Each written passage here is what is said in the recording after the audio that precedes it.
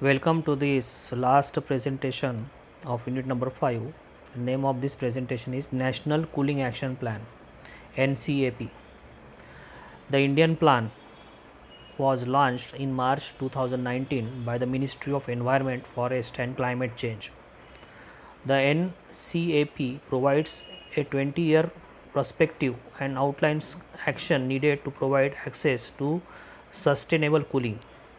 The plan seeks to reduce cooling demand across the sectors by 20% to 25% by 2037 to 38, to reduce refrigerant demand by 25% to 30% by 2037 to 38, to reduce cooling energy requirement by 25% to 40% up to 2037 to 38, recognize cooling and related areas as a thrust area of research under National Science and Technology Program, training and certification of 1 lakh service sector technicians by 2022 to 23, synergizing with the Skill India mission.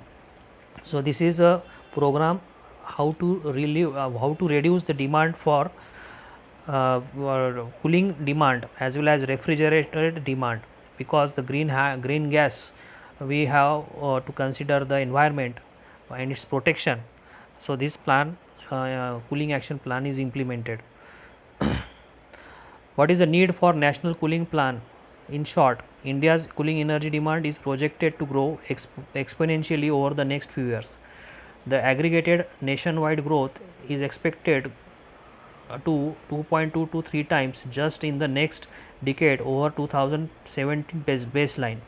While this possesses adverse environmental and societal impacts, significant additional power generation capacity, peak load impacts and an enormous greenhouse gas footprint, there is also an increasing recognition for social and economic imperatives for access to the cooling as a development priority in the country as well as globally, especially amongst the developing countries with the tropical climate and warming world.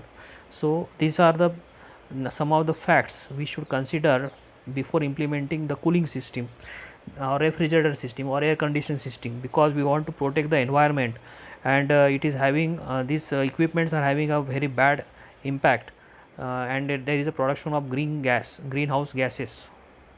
So we can say this is a serious action plan that is taken by the government.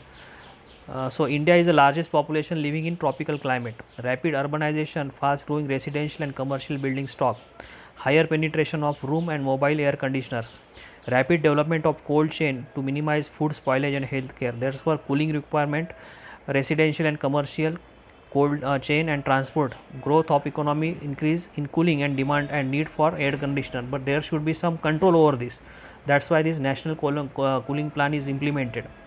So the amendment to the protocol for opportunity, or we can have this door tooling, maintaining or enhancing energy efficiency of refrigeration air conditioning equipment with the refrigerant transport transition will enhance the overall climate benefit. So integrated action with respect to cooling across sectors will have a higher impact than either of the actions taken in the isolation.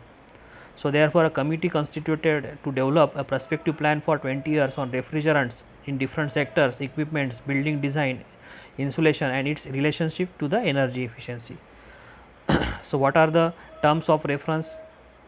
Understand the growth of refrigerants and associated technologies, examine the rate of growth, penetration of cooling technologies, understand the factors responsible for energy efficiency and its linkage, recommend the policy changes required to attain objective of promotion of low GWP refrigerants and its details. So what is GWP refrigerant? You might have seen in the subject RAC. So what are the themes of this program? Alternative refrigerants and blowing agents, space cooling and energy efficiency, role of the standards and labeling program, market transformation, RAC service sector, cold chain sector. So this way, these are some of the factors that are included in the theme of this program. So this way we have finished the content of unit number 5 and the syllabus of ETM is over. I declare.